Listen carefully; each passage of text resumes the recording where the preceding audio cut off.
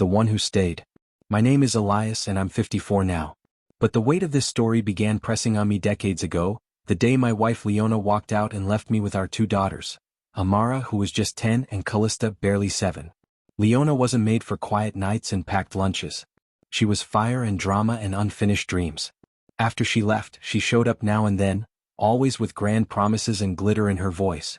But when the glitter faded, it was me wiping the girls' tears and filling the silence. It was always me.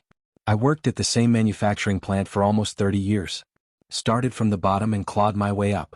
Nights I took odd jobs, fixing leaky faucets, patching roofs, consulting for extra cash. Not because I wanted more, but because they deserved more. My daughters got private school, tutors, a shot at something bigger. While I wore the same jeans for 15 years and drove a truck that coughed like an old man in winter. I was never flashy, but I was always there. Doctor appointments, parent-teacher nights, heartbreaks and triumphs, I held it all.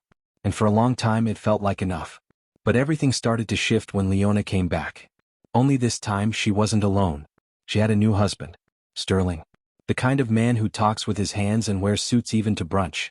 He had money, or at least the image of it, slick cars, shinier friends. And somehow he made space for himself in my daughters' lives as if he'd always been there. He got Amara an internship. Helped Callista network. I told myself it was fine. More support, right? But the calls home got fewer. My camping trip got canceled. Sterling had box seats to something more important. They started talking about him more than they talked to me. My name slowly slipped from their sentences. Then one night the phone rang. Amara's voice was quiet, almost careful. Dad, was there anything you didn't tell us about Mom before the divorce? And just like that, I knew everything was about to change. Chapter 2, The Paper Truth. When Amara asked that question, something twisted in my chest. Anything I didn't tell you? I repeated, buying time, trying to calm the rush in my ears. She hesitated, then said their mother told them she might have had an affair. That I might not be their biological father. She said Leona had been distressed about it lately. Wanted to come clean. Wanted to make it right. And just like that, decades of scraped knees, late-night fevers, birthday cakes and graduation hugs felt like they were hanging by a thread. It didn't stop there. She said Sterling had also been part of these talks. He'd suggested adopting them as adults. Said it would help with tax planning and estate things. Said it would make their place in his family official. Amara used phrases like emotional closure and modern family structure. Words that didn't sound like her at all. I tried to stay calm even though something was unraveling inside me. Then Callista chimed in. She echoed what her sister said, but her voice was softer, almost apologetic. She said Sterling was just trying to help, that it wasn't personal. It's just for legal stuff, Dad. It doesn't mean we don't care. Then Amara said something I'll never forget. Sterling fits better with our lives now. I didn't shout. I didn't cry. I just stood, walked over to an old metal filing cabinet in the corner, and pulled out a yellowing folder. During the divorce, Leona had once tried claiming I wasn't Amara's father, probably to hurt me or dodge child support. The court ordered paternity tests for both girls. I kept the paperwork. I laid it on the table. Paternity tests, I said. Official. Legal. You're both my daughters. Always have been. Amara glanced at the paper, barely skimmed it. Callista didn't even look. Amara said flatly, Mom said those old tests might not be accurate anymore. Callista nodded. Sterling offered to pay for new ones, but he also said it's not about biology. It's about who steps up. They didn't argue. They didn't even seem surprised. They were already gone, just waiting for me to sign off on it. They thanked me, said I'd done a lot for them growing up. But they were adults now. They had to think about their future. And with Sterling, they had options. They left that day without looking back. And I stood there in the same living room where I'd once danced with them in socked feet, wondering how I ever thought love alone would be enough to keep them mine. Severance. That night I didn't sleep.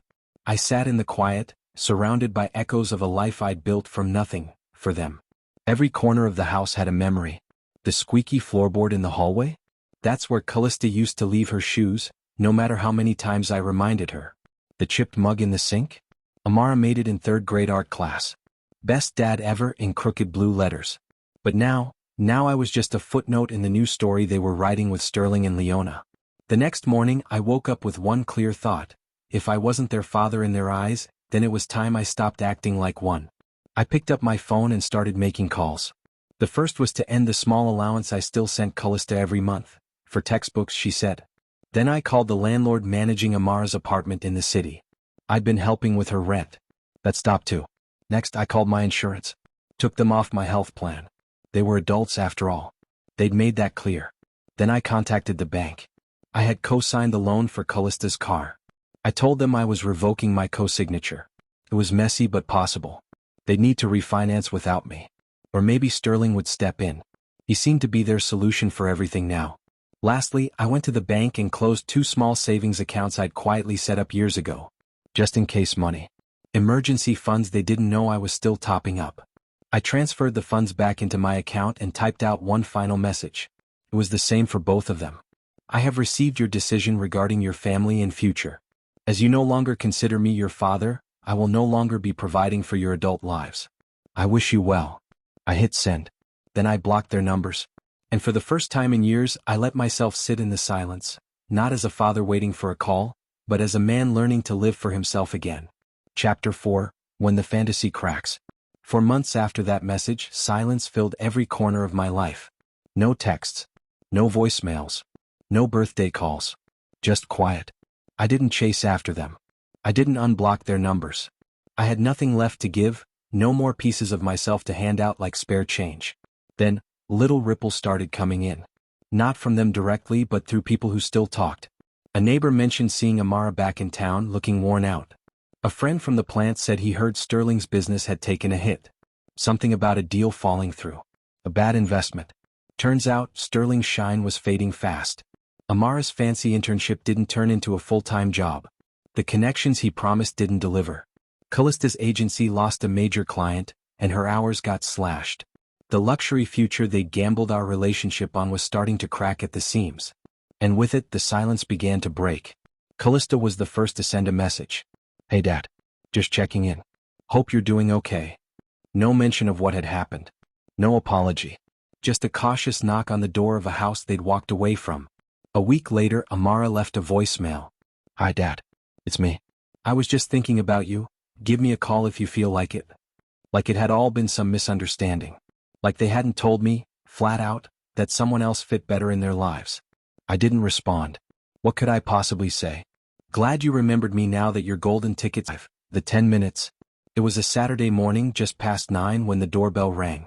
I wasn't expecting anyone. Most days no one stopped by at all. When I opened the door it was them. Amara and Callista. Standing together, shoulder to shoulder like they used to when they were little and scared. But they weren't little anymore. Amara's eyes were red. Callista looked like she hadn't slept. Their clothes were wrinkled like they'd been wearing them for too long. They looked broken. Dad, Amara said, can we talk? I didn't say anything at first. I just looked at them. Then I stepped aside. You've got 10 minutes. I didn't invite them to sit. They stood in the middle of the living room, the same room where they once told me that Sterling fit better in their lives. Amara started. We messed up. Callista nodded, her voice barely above a whisper. We were so stupid. They talked about Leona. About how she manipulated them. How Sterling made everything sound perfect. How they wanted to believe it. They said it felt like a fresh start. A fresh start, away from me. Callista started to cry. I just wanted to feel like I belonged to something better, Dad. Sterling seemed like success. Mom was finally happy. It felt like maybe we could be too. Amara's voice cracked. We didn't realize what we were giving up. Not until it was gone. They said Leona turned cold the moment Sterling's money dried up. That Sterling stopped replying to messages, stopped helping. That now they were left in the rubble of what they thought was a dream. I let them speak. I didn't interrupt.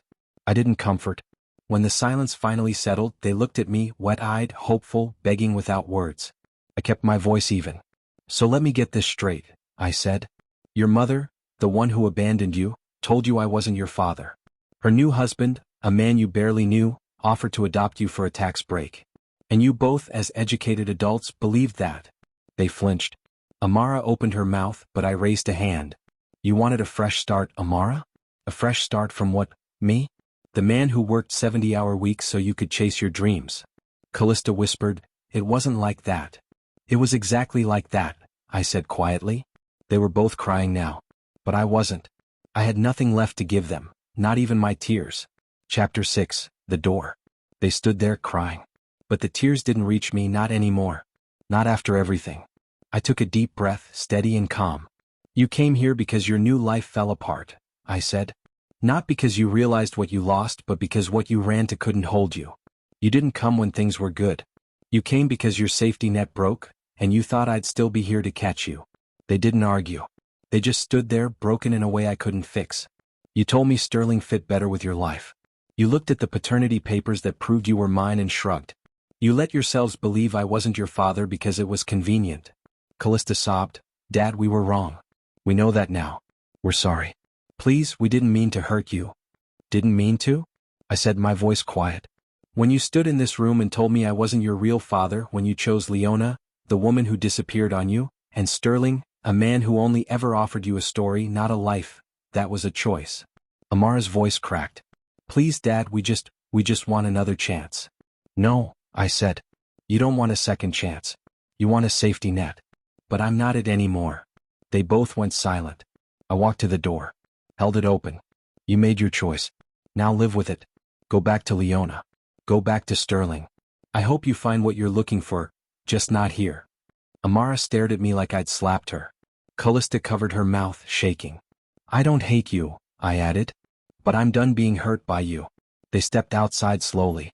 Amara looked back once, but I had already closed the door. And for the first time in years, I didn't feel like a father abandoned. I felt like a man who had finally walked out of a burning house and left the smoke behind.